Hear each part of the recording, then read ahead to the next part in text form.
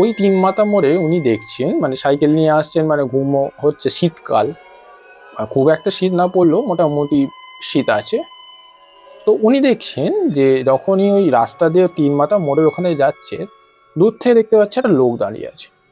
এবার দূর থেকে তো ঠিক আছে, মানে লোক দাঁড়িয়ে আছে, রাত্রিবেলা থাকতেই পারে অনেকে, মানে খেয়ে দেওয়া হয়তো হাঁটতে বেরিয়েছে বা হয়তো বাইরে বেরিয়ে সিগারেট ফিগারেট খাচ্ছে।